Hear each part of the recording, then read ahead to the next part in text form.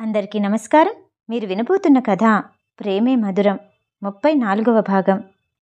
రాజు interrogation రూంలోకి వెళ్తూ ఉండగా defence director Bakshi వచ్చాడు. ఎదురుగా ఉన్న రఘునాథన్ని చూసి, కమాండర్, మీరిక్కడెందుకున్నారు అంటూ ఆశ్చర్యపోయాడు. నా మనవడు ఎలాంటి తప్పు చేయలేదు, అది నాకు ఖచ్చితంగా తెలుసు. ఇంట్రాగేషన్ త్వరగా పూర్తి చేస్తే ఇంటికి తీసుకెళ్తాను, రఘునాథన్ అన్నాడు. మీకు మీ మనవడి మీద నమ్మకం ఉండుండొచ్చు, కానీ ఏదైనా ఇంట్రాగేషన్లోనే తెలుస్తుంది. అయినా మంచి జరగాలనే కోరుకుంటున్నాను. మీ పెంపకం మీద మాకు నమ్మకం ఉంది అంటూ లోపలికి వెళ్ళబోతూ అక్కడే ఆగిన రాజీవ్ని చూస్తూ అన్నాడు బక్షి. రాజీవ్ వైపు బాధగా చూశాడు రఘునాథన్. తాత, నేనెలాంటి తప్పు చేయలేదని నీకు తెలుసు, నాకు తెలుసు. కానీ దీనికంతటికీ కారణమెవరో తెలుసుకోవాలి. అలా ఎందుకు చేశారో తెలుసుకోవాలి. అంటే నేను ఇన్వెస్టిగేషన్కి సహకరించాలి. నువ్వు వెళ్ళిపో, ఎంతసేపని ఇక్కడుంటావు? అయిపోగానే నేనొచ్చేస్తాను అన్నాడు రాజీవ్. ఇద్దరం కలిసే వెళ్దాము, త్వరగా రా అంటూ రఘునాథన్ పక్కనే ఉన్న కుర్చీలో కూర్చున్నాడు. రాజీవ్ లోపలికి వెళ్ళాడు. డైరెక్టర్ బక్షి చాలా ప్రశ్నలు వేశాడు. అప్పుడే కొన్ని రిపోర్ట్స్ తీసుకొని అక్కడికి శేఖర్ వచ్చాడు. సార్, రిపోర్ట్స్ వచ్చాయి. ఆ అమ్మాయి ఒంట్లోనే చాలా ఎక్కువ మొత్తంలో డ్రగ్స్ ఉన్నాయి. సెక్సువల్గా ఎలాంటి హాని జరగలేదు, కానీ అంటూ ఆగిపోయాడు. పర్లేదు, విషయం ఎలాంటిదైనా ధైర్యంగా చెప్పండి అన్నాడు బక్షి. అంటే బాధితురాలి గోర్లలోని రాజీవ్ గారి స్కిన్ పార్టికల్స్ దొరికాయి. చనిపోయిన అమ్మాయితో పరిచయం ఉండుండొచ్చు, లేదంటే బిల్డింగ్ పై నుండి తోసైనా ఉండొచ్చు. శేఖర్ చెప్పింది విని రాజీవ్ మొదట ఆశ్చర్యపోయాడు. కోపంగా లెగిసి నిల్చొని, ఇదంతా కావాలని చెప్తున్నారు, తమాషాగా ఉందా అంటూ శేఖర్ వైపు వేలు చూపిస్తూ గట్టిగా అరిచాడు రాజీవ్. రాజీవ్ గారు, మీరు ఆవేశపడకండి, టెస్ట్ రిజల్ట్ మీరే చూడండి అంటూ ఆ రిపోర్టుని రాజీవ్ చేతికి అందించాడు బక్షి. ఎవరో నన్ను కావాలని చాలా ప్లాన్డ్గా ఫ్రేమ్ చేశారు. అలా చేయాల్సిన అవసరం ఎవరికుంది? ఆ రిపోర్ట్స్ని చూస్తూనే కనుబొమ్మలు ముడిచి ఆలోచిస్తూ ఉన్నాడు రాజీవ్. రాజీవ్కి బెయిల్ ఇవ్వటం కుదరదు. అది తెలుసుకున్న రఘునాథన్ మరింత బాధపడిపోయాడు. తప్పెక్కడ జరిగిందో అతనికి అర్థం కాలేదు. కుటుంబానికి సంబంధించిన శత్రువులెవరైనా కావాలని ఇలా చేశారేమోనని ఆలోచించాడు. కానీ ఎవరూ గుర్తు రాలేదు. బయటకొచ్చిన బక్షి మీద కోపంతో ఊగిపోయాడు రఘునాథన్. మీకు అసలైన నిందితులెవరో పట్టుకోవడం చేత కాలేదు. నా మనవడలాంటివాడో నీకు తెలీదా? ఎలాంటి పరిస్థితుల్లో పెరిగాడో తెలీదా? రఘునాథన్ కోపంగా అన్నాడు. కమాండర్, మీకు రూల్స్ గురించి, మా ఉద్యోగం గురించి బాగా తెలుసు. బాధలో అవన్నీ మర్చిపోతున్నారు. మీ గురించి మాకు తెలియటం వేరు. సాక్ష్యాలు స్పష్టంగా కనిపిస్తున్నప్పుడు మేమేం చెయ్యలేము బక్షి అంటూ ఉండగా రాజీవ్ బయటకొచ్చాడు. తాతూ, నువ్విలా ఉద్రేకం పెంచుకొని ఆరోగ్యం పాడు చేసుకోవద్దు. ఈ విషయం ఏదో పూర్తిగా తెలుసుకున్నాకే ఇంటికొస్తాను. ఇప్పటికీ నువ్వెళ్ళు అంటూ రఘునాథన్ దగ్గరగా వచ్చి ప్రేమగా చూస్తూ అన్నాడు రాజీవ్. తాతూ, నన్ను నమ్ముతున్నావు కదూ? ఈ తప్పు నేను చేయలేదు మళ్ళీ తనే బాధగా అన్నాడు. నేను కాకపోతే నిన్నెవరు నమ్ముతారు? కానీ ఇలా చేసినవాడు ఎవరా అని ఆలోచిస్తున్నాను. వాడు నా చేతికి దొరికితే అంటూ కోపంతో పిడికిలు బిగించాడు రఘునాథన్. అతని చేతిని పట్టుకొని, తాతూ, నువ్వు నన్ను నమ్ము. మన కుటుంబానికున్న మంచి పేరు ఎప్పటికీ పోదు. ఎప్పటికైనా నిజం బయటపడక తప్పదు అంటూ రాజీవే రఘునాథన్కి తిరిగి ధైర్యం చెప్పాడు. గట్టిగా నిట్టూర్పు విడిచి అక్కడి నుండి వెళ్ళిపోయాడు రఘునాథన్. ఈ సంఘటన జరిగిన తర్వాత రాజీవ్ గురించి మరింత ఎక్కువగా చెప్పటం మొదలుపెట్టారు. రాజీవ్ తాతగారైన రఘునాథన్ మిలిటరీ కమాండర్ అయినా బెయిల్ ఇప్పించలేకపోయారు. సాక్ష్యాలన్నీ రాజీవ్కి వ్యతిరేకంగా ఉన్నాయి అని రిపోర్టర్స్ అందరూ ప్రతి మీడియాలోని 2 నిమిషాలకొకసారి చెప్తూనే ఉన్నారు. రాజీవ్ పోలీస్ స్టేషన్లో తలదించుకుని కూర్చొని అసలేం జరిగిందో మరొకసారి గుర్తు తెచ్చుకోవటానికి ప్రయత్నించాడు. తనకి విషయం వినపడేసరికి పరిగెత్తుకుంటూ అక్కడికి వెళ్ళాడు. అప్పటికే చాలామంది చుట్టూ చేరున్నారు. ఎవరో వచ్చి ఆమె మీద టేబుల్ క్లాత్ వేశారు. రాజీవ్ ఆమె ప్రాణాలతో ఉందో లేదో అని తెలుసుకోవటానికి ఆరాటంగా దగ్గరికి వెళ్ళాడు. ఆమె చేతిని పట్టుకుని చూసి నేల మీద బోర్లా పడిపోయిన ఉన్న ఆమెని తను నెమ్మదిగా తిప్పి చూశాడు. ఆ అమ్మాయి గోర్లు చాలా పొడవుగా ఉన్నాయి. ఆ సమయంలో ఏమన్నా గీరుకున్నాయేమో తనకి అర్థం కాలేదు. చేతిని మాత్రమే పట్టుకొని నాడీ కొట్టుకుంటున్నది లేనిది చూసి, ప్రాణంతో లేదని అర్థమయ్యి వెంటనే లెగిసి నిల్చున్నాడు. కానీ ఆమె మొహాన్ని అంతగా గమనించలేదు.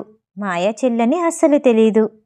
నిజానికి మాయా రాజీవ్ కంపెనీలో కొన్ని నెలలు మాత్రమే మోడలుగా పనిచేసింది. కాలికి గాయమైందని మానేసింది. అర్జున్ కేసు వల్ల మాయాని మళ్ళీ కంపెనీలోకి తీసుకోలేదు. రాజీవ్కి మాయా మొహమే పూర్తిగా గుర్తులేదు. అలాంటిది తన చెల్లంటే ఎలా పరిచయం అవుతుంది అంటూ తనకి తానుగా ఒక్కో ప్రశ్న వేసుకుంటూ జరిగిందాన్ని గుర్తు చేసుకుంటూ ఉన్నాడు రాజీవ్. హాస్పిటల్ నుండి సైకియాట్రిస్ట్ హేమ ఈషాకి ఫోన్ చేసింది. రాజీవ్ గురించి జరిగిన విషయమంతా చెప్పింది. టీవీలో కూడా తను చూస్తూనే ఉంది. తను చెప్తుందంతా నిశ్శబ్దంగా వింటున్న ఈషాని, రాజీవ్ ఈ తప్పు చేశాడంటే నువ్వు నమ్ముతున్నావా అంటూ చివర్లో అడిగింది హేమ. ఆఫ్కోర్స్, ఖచ్చితంగా కాదు. రాజీవ్ ఎందుకు అలా చేస్తాడు? ఈషా గట్టిగా అంది. 8 నుంచి 8:20 వరకు అతను కనిపించలేదంట. ఏ కెమెరాకి చిక్కలేదు. ఖచ్చితంగా ఆ సమయంలోనే హత్య జరుగుంటుందని అనుకుంటున్నారు. అతను కూడా ఆ సమయంలో ఎక్కడికెళ్ళాడో చెప్పట్లేదు. ఇదంతా వింటున్న ఈషాకి గుండె చాలా భారంగా మారింది. ఆ టైంలో రాజీవ్ నాతోనే ఉన్నాడు. నా పేరు బయట పెట్టకుండా ఉండటానికే అతనెక్కడున్నది ఎవరికీ చెప్పట్లేదు అని మనసులోనే అనుకుంటూ అలా నిశ్శబ్దంగా ఉండిపోయింది. ఈషా, ఈషా, లైన్లోనే ఉన్నావా అడిగింది హేమ. ఉన్నాను. ఒక్కసారిగా తన ఆలోచనల నుండి బయటకొస్తూ కంగారుగా చెప్పింది ఈషా. ఇంకా ఇన్వెస్టిగేషన్ చేస్తారంట. ఆ తర్వాతే మనకి అసలు విషయం తెలిసేది అంటూ చెప్పి హేమ ఫోన్ పెట్టేసింది. రాజు పోలీస్ స్టేషన్లో ఉండగా తన దగ్గరికి లాయర్ వచ్చాడు. ఆలోచిస్తూ కుర్చీలో కూర్చున్న రాజీవ్ తలెత్తి చూసి, అంకుల్, మీరేంటిక్కడా అంటూ ఆశ్చర్యపోయాడు. లాయర్ శిరీష్ రాజ్. అందరూ రాజ్ అని పిలుస్తారు. సిటీలోనే ఓటమి తెలియని పేరున్న లాయర్. అతనికి రాజీవ్ కుటుంబానికి మంచి సంబంధం ఉంది. నేను పని మీద యుఎస్ వెళ్ళాను. మీ తాతయ్య చెప్పేసరికి వెంటనే వచ్చాను. ఇదంతా జరిగేటప్పుడు నేను ఇక్కడ ఉండాల్సింది అంటూ రాజీవ్ ముందున్న కుర్చీలో కూర్చుంటూ అన్నాడు. అంకుల్, తాతయ్య మిమ్మల్ని అనవసరంగా పిలిచారు. ఇదేం పెద్ద విషయం కాదు. ఎవరో నా రెప్యుటేషన్ని దెబ్బతీయాలని చూస్తున్నారు. ఇంకాస్త సమయం ఇస్తే నేనే ఎవరో కనుక్కుంటాను. అనవసరంగా వచ్చారు అంటూ నవ్వేశాడు రాజీవ్. అలా ఏ విషయాన్ని తక్కువగా అంచనా వేయకు రాజీవ్. ఏ పరిస్థితులైనా ఎలా మలుపు తిరుగుతాయో ఎవరూ ఊహించలేరు. దేశ సరిహద్దులు దాటిన వాళ్ళెవరైనా అక్కడ రక్షణ దళాలకి దొరికితే 2 సంవత్సరాలు 3 సంవత్సరాల్లో వస్తారు అనుకుంటారు. ఒక్కోసారి జీవితకాలం పడుతుంది. వాళ్ళ వయసంతా అయిపోతుంది. చనిపోకుండా ఎందుకు బ్రతికున్నామా అనిపిస్తుంది. కాబట్టి మనం దేన్ని తక్కువ అంచనా వేయొద్దు. మీరన్నట్టు నేనేదైనా చేస్తే అలా అవుతుంది. కానీ నాకేం తెలీదు. నేనేమీ చెయ్యలేదు. ఎవరేం చేసినా నిజం ఎప్పటికైనా బయటపడుతుంది కదా. రాజు చాలా సులభంగా అన్నాడు. నువ్వు ఈ కేసుని సీరియస్గా తీసుకోవట్లేదు. ఇలా పిచ్చి పిచ్చిగా మాట్లాడడం మానేసి నేనడిగిన దానికి సమాధానం చెప్పు. లాయర్ అడిగిన ప్రశ్నలకి తనకి తెలిసినంతవరకు సమాధానం చెప్పాడు రాజీవ్. అయితే ఆ చనిపోయిన అమ్మాయి మాయాకి చెల్లవుతుంది. మాయ కుటుంబం మొత్తం జైల్లో ఉన్నట్టు అందరికీ తెలుసు. ఆ అమ్మాయి నీ సహాయం కోరింది. నువ్వు నిరాకరించావు. అందుకు ప్రతీకారం తీర్చుకుంటుందా అంటూ ఆలోచిస్తున్నట్టు అన్నాడు శిరీష్ రాజ్. అంకుల్, నన్ను ఫ్రేమ్ చెయ్యాలంటే ఒక అమ్మాయి ప్రాణాన్ని తీసేయాలా? అయ్యుండదు, ఇంకేదో జరుగుంటుంది అంటూ ఉండగా ఆ అమ్మాయి గోర్లల్లో చిక్కుకున్న చర్మం గురించి అడిగాడు. రాజు జరిగిన విషయమంతా చెప్పాడు. ఎలా ఆలోచించాలో లాయర్కి అర్థం కాలేదు. రకరకాలుగా ప్రశ్నిస్తూ ఉంటే రాజీవ్కి విసుగ్గా అనిపించింది. అంకుల్, పోలీసులే ఇందాక చాలా ప్రశ్నలు వేశారు. మీరు మరీ విచిత్రమైన ప్రశ్నలు వేస్తున్నారు అంటూ చిన్నగా విసుక్కున్నాడు. పోలీసులు సాక్షుల కోసం చూస్తారు. నేను నిన్ను విడిపించడం కోసం ప్రశ్నలు వేస్తున్నాను. దానికి దీనికి తేడా లేదా అని లాయర్ గట్టిగా అన్నాడు. అయినా సరే మీరు ఇన్వెస్టిగేషన్ చేయటం ఆపేయండి. దీని వెనక ఎవరున్నారో నేనే కనుక్కుంటాను. రఘునాథన్ ఇన్వెస్టిగేషన్ చేయిస్తే ఈషా ఖచ్చితంగా బయటపడుతుంది. అందుకోసమే రాజు వద్దనుకున్నాడు. నేను నువ్వు పిలిస్తే రాలేదు. మీ తాతయ్య పిలిస్తే వచ్చాను. ఖచ్చితంగా నాకు నువ్వు సమాధానం చెప్పి తీరాల్సిందే అంటూ లాయర్ ఇంకా ప్రశ్నిస్తూనే రాజీవ్ ముందు కూర్చున్నాడు. ఈషా అభి కోసమే ఎదురు చూస్తూ ఉంది.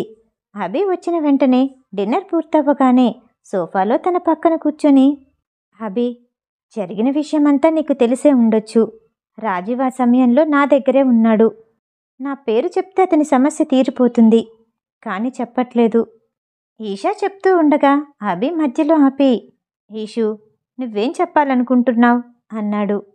అభి, రాజీవ్ నా వల్లే ఈ కేసులో ఇరుక్కున్నాడు.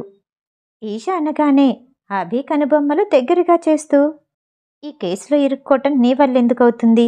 నువ్వు వెళ్ళినా వెళ్ళకపోయినా అక్కడ జరగాల్సింది జరుగుతూనే ఉంటుంది అభి అన్నాడు. అయ్యుండొచ్చు, కానీ నా వల్లే కదా. ఆ టైంలో ఎక్కడున్నాడో చెప్పలేకపోతున్నాడు. మరెవరైనా అయితే సులువుగా వాళ్ళ పేరు చెప్పి బయటపడుండేవాడు. ఈషా అంటూ ఉండగా, నువ్వేం చెప్పాలనుకుంటున్నావో నాకు అర్థమైంది ఈషు. మనం ఏదైనా చేద్దాము అంటావు. ఆ స్థానంలో మరెవరైనా ఉంటే చెయ్యొచ్చు. కానీ అక్కడున్నది రాజీవ్. అతని కుటుంబం గురించి నీకు తెలీదు. వాళ్ళ తాతయ్య మిలిటరీ కమాండర్. అతన్ని బయటికి తీసుకురావాలంటే అది పెద్ద విషయం కాదు. దాని గురించి నువ్వెక్కువగా ఆలోచించకు అభి చిరుకోపంగా అన్నాడు. అభి, డాక్టర్ హేమ ఫోన్ చేసింది. నాకు విషయం అంతా చెప్పింది. రాజీవ్ ఎన్నిసార్లు అడిగినా వాళ్ళ తాతయ్యకి కూడా నా పేరు చెప్పలేదంట. అందుకే నేను పోలీస్ స్టేషన్కి వెళ్ళి శేఖర్కి విషయం అంతా చెప్దామనుకుంటున్నాను అంది ఈషా. ఈషా, నువ్వలా చేస్తే అందరూ ఏమనుకుంటారో తెలుసా? జీకే కంపెనీ కోడలు రాజీవ్ కంపెనీ వారసుడిని దొంగతనంగా కలిసింది అని మాట్లాడుకుంటారు. నీ గురించి నువ్వు ఆలోచించుకోవట్లేదు. దానికంటే రాజీవ్ ఎక్కువైపోయాడా? కోపంగా అన్నాడు అభి. అభి అలా మాట్లాడతాడని ఈషా ఊహించలేదు. అభి వైపే నిరాశగా చూసింది. అంటే అంటే ఏమంటావు? నువ్వు వెళ్ళడానికి నేను ఒప్పుకోను అభి ఇంకా కోపంగా చెప్పి అక్కడి నుండి లెగిసి వెళ్ళిపోయాడు. అభి తన్ని పెళ్లి చేసుకున్న తర్వాత ఇలా మాట్లాడటం మొదటిసారి. బకెట్లో చాలా ఐస్ క్యూబ్స్ పెట్టి ఈషా నెత్తి మీద ఒక్కసారిగా వేసినట్టు వెళ్ళిపోతున్న అభిని చూస్తుంటే వెన్నులో వణుకొచ్చింది. ఈషాకి ఎప్పుడో చదివిన చిన్న కథ గుర్తొచ్చింది. మగవాడిప్పుడు తనకిష్టమైన అమ్మాయి తనకి నచ్చినట్టు ఉండాలని, తన్ని విడిచిపెట్టకుండా చెప్పినట్టు చెయ్యాలని అనుకుంటాడు. ఆమె మాత్రం తన్ని ఇష్టపడేవాడు ఎంత దూరం వెళ్ళినా వెతుక్కుంటూ రావాలని కోరుకుంటుంది. ఒకరంటే ఒకరి గురించి పూర్తిగా తెలుసుకోకపోవటం వల్ల చిన్న చిన్న వివాదాలకే విడిపోతూ ఉంటారు. అభి గురించి చాలాసేపు ఆలోచించింది. రాజీవ్ గురించి తను ఆలోచిస్తూ ఉన్నందుకు అభికి జెలసీగా ఉందేమో అనుకుంది. మళ్ళీ రాజీవ్ గుర్తొచ్చాడు. చాలా బాధగా అనిపించింది. మొబైల్ తీసి తన వాట్సాప్ ఓపెన్ చేసింది. అప్పటికే రాజీవ్ మెసేజ్ చేశాడు. రాజీవ్ పేరు చూడగానే కలవరపడుతూ ఆ మెసేజ్ ఓపెన్ చేసింది. పిచ్చి పిల్ల, నా గురించి తెలుసుకున్న తర్వాత చాలా బాధపడుతూ ఉండుంటావు. మనసులో గిల్టీనెస్ మొత్తం తీసే. మా ఫ్యామిలీ గురించి తెలుసు కదా, ఎలాగైనా బయటికి తీసుకొస్తారు. నా కోసం నువ్వేదో చేసేద్దామని పోలీస్ స్టేషన్కి రాకు. ఒకవేళ వచ్చావనుకో, నేను బయటకు వచ్చాక నీ తోలు తీస్తా. ఆ మెసేజ్ని చూసి ఈషా నవ్వుకుంది. తన ఆలోచనని ముందే పసిగట్టి రాజీవ్ చెప్పిన పద్ధతి చాలా నచ్చింది. పోలీస్ స్టేషన్లో ఉన్న రాజీవ్ని గుర్తు చేసుకుంటే ఈషాకి ఆ రాత్రంతా నిద్ర పట్టలేదు. చాలాసేపు ఆలోచిస్తూనే నిశ్శబ్దంగా ఉండిపోయింది. ప్రపంచంలో ప్రతి మనిషి వాళ్ళ అవసరం కోసమే బంధాన్ని పెంచుకుంటారు. తమ నుంచి వాళ్ళు ఏదో ఒక లాభం పొందితే తప్ప వాళ్ళతో ఆ బంధాన్ని కొనసాగించరు. అలాంటిది రాజీవ్ ఏమీ ఆశించకుండానే తన గురించి ఆలోచిస్తున్నాడు. తన్ని కాపాడాలి అనుకుంటున్నాడు. అతనికి లాంటి మంచి ఫ్రెండ్ దొరకటం చాలా అరుదు. ఈషా వెంటనే కళ్ళు తెరిచి తన ఫోన్ తీసుకొని రాజీవ్కి రిప్లై ఇచ్చింది. ఈ క్షణం నుండి నువ్వు నేను బెస్ట్ ఫ్రెండ్స్ అంటూ షేక్ హ్యాండ్ ఉన్న ఎమోజీని పెట్టింది. అది చూసుకున్న రాజీవ్కి చాలా సంతోషంగా అనిపించింది. చిన్నపిల్లాడిలా అక్కడే ఎగిరి గెంతాలనిపించింది. ఇంట్రాగేషన్ రూమ్లోనే చైర్లో కూర్చొని కదిలిపోతున్నాడు. పోలీస్ స్టేషన్లో అందరూ రాజీవ్ని మర్యాదగా చాలా జాగ్రత్తగా చూసుకున్నారు. అతనికి ఎలాంటి ఇబ్బంది కలగకుండా ఉండటానికి ప్రయత్నించారు. పోలీస్ స్టేషన్లో చిల్లవుతున్నాను, బయటకొచ్చాక పార్టీ చేసుకుందాం అని మెసేజ్ చేశాడు రాజీవ్. ఈషా నవ్వుకుంది. రాజీవ్కి ఆ రాత్రంతా చాలా బోర్ కొడుతున్నట్టు అనిపించింది. ఫ్లాస్క్లో ఉన్న టీ మొత్తం ఒకదాని తర్వాత ఒకటి తాగుతూనే ఉన్నాడు. రాజీవ్కి వ్యతిరేకంగా కోర్టులో సాక్ష్యాలు అందించడానికి పోలీసులు సిద్ధంగా ఉన్నారు. రాజీవ్కి న్యాయస్థానం మీద నమ్మకం ఉంది. తను తప్పు చేయలేదు కాబట్టి నిర్దోషిగా బయటకొస్తాను అనుకున్నాడు. మరొకటి, తన తాతయ్య ఏర్పాటు చేసిన లాయర్ శిరీష్ రాజ్ ఇంతవరకు ఎప్పుడూ కేసు ఓడిపోలేదు. రాజీవ్ని కలవటానికి సారథి తనీష్ ఆ రాత్రి వేళ వచ్చారు. రాజీవ్ కలవటానికి ఒప్పుకోలేదు. చాలాసేపటి తర్వాత ఈషా హాల్లో నుంచి బెడ్రూంలోకి వెళ్ళింది. అభి నిద్రపోలేదు. ఏదో చదువుతూ ఉన్నాడు. అతనికింకా కోపం తగ్గలేదని ఈషాకి అర్థమైంది. బాత్రూంలోకి వెళ్ళి వేడినీళ్లతో స్నానం చేసి వెంటనే మంచమెక్కి నిద్రపోయింది. ఈషాకి తను తప్పు మాట్లాడినట్టుగా అస్సలు అనిపించలేదు. అందుకే అభితో దాని గురించి మళ్ళీ మాట్లాడదలుచుకోలేదు. నిద్రలోకి వెళ్ళిపోయిన ఈషాని అభి తల పక్కకి తిప్పి చూశాడు. అతనికి ఆమె మీద చాలా కోపంగా ఉన్నా సరే నిద్రపోతున్న తన్ని చూస్తుంటే ముద్దుగా అనిపించింది. కానీ ఈషాకి దగ్గరగా వెళ్ళదలుచుకోలేదు. స్టడీ రూంలోకి వెళ్ళాడు. రాత్రంతా నిద్రపోకుండా అటూ ఇటూ తిరుగుతూ సిగరెట్స్ తాగుతూనే ఉన్నాడు. అతనికి ఎక్కువగా సిగరెట్ తాగే అలవాటు లేదు. ఈషాని పెళ్లి చేసుకున్న తర్వాత సిగరెట్ అనేదే ముట్టలేదు. కానీ ఇప్పుడు మనసు చాలా బాధగా ఉంది. ఎలా ఆ బాధని తీర్చుకోవాలో అర్థం కాలేదు. ఉదయం ఈషా నిద్ర లేచేసరికి అభి పక్కన లేడు. అప్పటికి ఆఫీస్కి వెళ్ళిపోయాడు. తను తయారయ్యి బయటకొచ్చి చూసింది. డైనింగ్ టేబుల్ మీద పాలు, టిఫిన్ పెట్టున్నాయి. ఒకరికొకరు మాట్లాడకుండా ఉన్నా సరే అభి తన అవసరాలు చూడటం మానలేదు. ఈషాకి తన మనసులో కలిగే భావమేంటో అర్థం కాలేదు. కోపంగా ఉంది, బాధగా ఉంది, ఇష్టంగా ఉంది. ఆలోచిస్తూనే వెళ్ళి టేబుల్ మీదున్న పాలు తాగి టిఫిన్ చేసింది. ఈషా, నువ్వేంటిక్కడా? పోలీస్ స్టేషన్లో అంత ఉదయమే కనిపిస్తున్న ఈషాని చూస్తూ శేఖర్ అడిగాడు. శేఖర్కి ఎదురుగా కూర్చున్న ఈషా, అది నేను రాజీవ్ గురించి వచ్చాను. అదే రాజీవ్ కోసం సాక్ష్యం చెప్పటానికి వచ్చాను. ఒక్కో పదం కూడా తీసుకుంటూ చెప్పింది ఈషా. ఏంటి, నువ్వేం చెప్తావు? శేఖర్ చాలా ఆశ్చర్యంగా ఈషానే చూస్తూ అన్నాడు. ఈషా తను చెప్పాలనుకున్నది చెప్పింది. అంటే ఏమంటావు? రాజీవ్ కనిపించిన ఆ సమయంలో నీతో ఉన్నాడా అని మరింత ఆశ్చర్యపోతూ అన్నాడు. ఈషా ఏం జరిగిందో, ఎందుకలా చేయాల్సొచ్చిందో శేఖర్కి వివరంగా చెప్పింది. అదంతా ఆశ్చర్యంగా వింటున్న శేఖర్ స్పృహలోకొచ్చినట్టు కదిలి, ఏ సీసీ కెమెరాలో కూడా నువ్వొచ్చినట్టు రికార్డ్ అవ్వలేదు. అతను నిన్ను కలిసినట్టు రికార్డ్ అవ్వలేదు. పోలీసులకి సాక్ష్యం కావాలి శేఖర్ అన్నాడు. ఈషా కాసేపు ఆలోచించింది. అయితే ఆ రోజు నా సొంతంగా నేను నా కార్ తీసుకుని వెళ్ళలేదు. క్యాబ్ బుక్ చేసుకున్నాను. అదే హోటల్ దగ్గర ఆగాను. ఆన్లైన్లో పేమెంట్ కూడా చెల్లించాను. అదే టైంకి అక్కడే ఉన్నాను. ఆ డ్రైవర్ ఫోన్ నెంబర్ కూడా ఉంది. కావాలంటే నేను అక్కడున్నానో లేదో అతన్ని అడిగి చెక్ చేసుకోవచ్చు. ఈ సాక్ష్యం సరిపోతుందా అడిగింది ఈషా. ఓకే, సరిపోతుంది శేఖర్ అనగానే, అయితే మరి శేఖర్, సాక్ష్యం చెప్పాను కదా, మరి రాజీవ్ని నాతో పంపిస్తారా? ఈషా ఆలోచిస్తూనే చాలా సున్నితంగా అడిగింది. శేఖర్ ఓ నిమిషం నిశ్శబ్దంగా ఉండి, ఈషా, ఈ విషయం అభికి తెలుసా అంటూ అనుమానంగా అడిగాడు. ఈషా ఇబ్బందిగా తన కింది పెదవిని కొరికి శేఖర్కి దగ్గరగా వంగుని, అభికి రాత్రే చెప్పాను, కానీ వెళ్ళటానికి ఒప్పుకోలేదు. అతను నా గురించి భయపడుతున్నాడు అంటూ చాలా చిన్నగా చెప్పింది. మరి అలాంటప్పుడు నువ్విదంతా ఎందుకు చేస్తున్నావు? శేఖర్ అడిగింది విని ఈషా నవ్వింది. సాక్ష్యం నిజాయితీ నిర్ధారణ అంటావు, నువ్వేలా మాట్లాడుతున్నావా? నేను చెప్పి తీరాల్సిన సమయం వచ్చింది. నా కోసం ఆలోచించుకొని రాజీవ్ని ఇబ్బంది పెట్టలేను. నేనక్కడికి వెళ్లకుండా ఉండుంటే రాజీవ్ ఈ కేసులో ఉండేవాడు కాదు. ఖచ్చితంగా నేను అతన్ని కాపాడాలి. ప్రపంచాన్నంతా కాపాడడానికి నేనేమీ దేవతని కాదు. కనీసం నా గురించి ఆలోచించే వాళ్ళకి, నా చుట్టూ ఉన్న వాళ్ళ కోసమైనా ఆలోచించాలిగా. అభికి తెలుసు నేను చేసింది తప్పు కాదని, కానీ నా గురించి భయపడుతున్నాడు అంతే. ఈషా మాట్లాడే విధానం చూస్తుంటే రాజీవ్ విషయంలో చాలా మొండిగా ఉంది అనుకున్నాడు శేఖర్. ఈషా, కాసేపు అయ్యాక అతన్ని విడిచిపెడతాము, నువ్వు వెళ్ళిపో.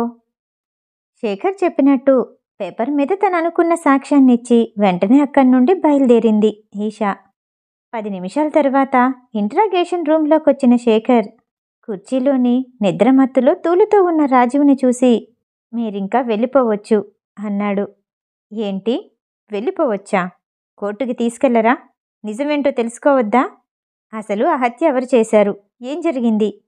నిద్రమత్తు నుండి బయటకొస్తూనే ఆతృతగా అడిగాడు రాజీవ్. మీరా సమయంలో అక్కడ లేనట్టు సాక్ష్యముంది, మీరు వెళ్ళిపోవచ్చు. రాజీవ్ని చిరాగ్గా చూస్తూ అన్నాడు శేఖర్. అభి ఈషా ఎన్నో సంవత్సరాలుగా ప్రేమించుకుంటున్నారు. అభికి ఈషా అంటే ఎంత ఇష్టమో శేఖర్కి తెలుసు. మళ్ళీ ఇన్ని రోజుల తర్వాత అభి ఇష్టాన్ని కాదని ఈషా రాజీవ్ కోసం రావటం శేఖర్కి నచ్చలేదు. అందుకే మనసులో తన మీద వస్తున్న కోపాన్ని చూపులో విసుగ్గా చూపించాడు శేఖర్. రాజీవ్ అక్కడి నుండి కదల్లేదు. శేఖర్కి మరింత కోపం వచ్చింది. మిస్టర్ రాజీవ్, మీరు నటించాల్సిన అవసరం లేదు. మీకు తెలుసన్న విషయం నాకు తెలుసు. మీరెవరినైతే కలిశారో వాళ్ళే వచ్చి సాక్ష్యం చెప్పారు. ఈషానే వచ్చి సాక్ష్యం చెప్పింది అంటూ కోపంగా అరిచాడు. ఈషా వచ్చిందా? ఈషా ఎందుకొచ్చింది? మిమ్మల్ని ఇక్కడి నుండి విడిపించడానికి వచ్చింది. కంగ్రాచ్యులేషన్స్. ఇక ఇక్కడి నుండి దయచేయొచ్చు అంటూ బయటికి దారి చూపించాడు శేఖర్. రాజు పోలీస్ స్టేషన్ నుండి బయటికి రాగానే తన చుట్టూ మీడియా చేరింది. ఇంత సడన్గా మిమ్మల్ని ఎలా విడిచిపెట్టారు? ఏం జరిగిందో చెప్పగలరా? ఆ హత్య మీరు చేయలేదని ఎలా తెలిసింది? ఆ సమయంలో మీరెక్కడున్నారు? అంటూ రకరకాల ప్రశ్నలు వేస్తూనే ఉన్నారు. రాజీవ్కి ఈషా మీద కోపం వచ్చింది. రావద్దని చెప్పినా వచ్చింది. ఈషా వచ్చిన విషయం తప్ప తన ఆలోచనలో ఏమీ కదలాడట్లేదు. మీడియాని పట్టించుకోలేదు. 3 నిమిషాల్లో అక్కడికి ఒకదాని వెంట ఒకటి 10 కార్ల వరకు వచ్చి ఆగాయి. అందులో వచ్చిన సెక్యూరిటీ మీడియాని దూరంగా తోసేస్తూ రాజీవ్ చుట్టూ చేరారు. రాజీవ్ వేగంగా నడుచుకుంటూ వెళ్ళి తన కారులో కూర్చున్నాడు. ఈషా హాస్పిటల్లో తన రౌండ్స్ ఫినిష్ చేసుకుని ఆఫీస్ రూమ్కి వచ్చింది. తనకి ఎదురుగా కూర్చున్నది రాజీవ్ అని గుర్తుపట్టింది. గ్లాసెస్ తీసి మాస్క్ తీసి పక్కకి పెట్టాడు. 48 గంటలు పోలీస్ స్టేషన్లో ఉన్నావు. చాలా అలసిపోయావు. గెడ్డం కూడా పెరిగిపోయింది దేవదాసులా. ఇంటికి వెళ్లకుండా ఇటొచ్చావేంటి? ఈషా మీరు నుంచి నువ్వు అనటం రాజీవ్కి చాలా నచ్చింది. నిన్నందుకే పిచ్చి పిల్ల అనేది. ఎంత స్టూపిడ్వి, ఈడియట్వి. నిన్న నీకు ప్రైవేటుగా మెసేజ్ చేశాను. అయినా సరే పోలీస్ స్టేషన్కి అలా ఎలా వచ్చేస్తావు? బుద్ధి లేదా? అంటూ ఈషా నెత్తి మీద చిన్నగా ముట్టికాయ వేశాడు. ఈషా ఏమీ మాట్లాడలేదు. నిశ్శబ్దంగా ఉంది. మాట్లాడకుండా ఇలా నిశ్శబ్దంగా ఉంటే ఏమనుకోవాలి? ఏదో ఒకటి చెప్పు. రాజు మొదటిసారి ఈషాని చిన్నగా విసుక్కున్నట్టు అన్నాడు. అది నా రెస్పాన్సిబిలిటీ. నువ్వు హత్య చేశావా? లేదు కదా. అందుకే వచ్చాను. ఎందుకు కోర్టుకెళ్ళాలి? పోలీస్ స్టేషన్లో ఎందుకు ఉండాలి? మనమిద్దరం ఫ్రెండ్స్ కదా. ఫ్రెండ్ ప్రాబ్లంలో ఉన్నప్పుడు ఎవరైనా అలా వదిలేస్తారా? అందుకే వచ్చాను. ఇది అభికి తెలుసా? తెలిసే చేశావా? నా వల్ల ఇద్దరికీ గొడవలు రాకూడదు. రాజీవ్ కోపంగా మాట్లాడుతున్నా సరే అతను మాట్లాడే మాటలకి అతని మీద మరింత అభిమానం పెరిగింది. హాస్పిటల్కి వచ్చి అల్లరి చేసింది చాలు. ఇంక వెళ్ళు. నాకు చాలా వర్క్ ఉంది అని కోపాన్ని నటిస్తూ రాజీవ్ని తన ఆఫీస్ రూమ్ డోర్ వైపు తీసుకెళ్లి బయటికి తోసేసి తలుపు గట్టిగా వేసింది. అది అతనికి అవమానంగా అనిపించలేదు. ఈషా అంటే అతని మనసులో ఎప్పుడూ ప్రత్యేక స్థానమే ఉంది. తన స్నేహాన్ని ఎప్పుడూ వదులుకోడు. బయట తన్ని ఎవరైనా చూస్తే ఇబ్బంది అవుతుందని వెంటనే అక్కడి నుండి వెళ్ళిపోయాడు. మరి కాసేపటికి అభి నుంచి మెసేజ్ వచ్చింది. I'm very sorry. నేను చాలా నిరాశపరిచాను. మిగతా కథ తర్వాయి భాగంలో. ఈ కథ వింటం మీకు నచ్చినట్టయితే లైక్ చేసి సబ్స్క్రైబ్ చేయండి. మళ్ళీ రేపు కలుద్దాం. నమస్తే.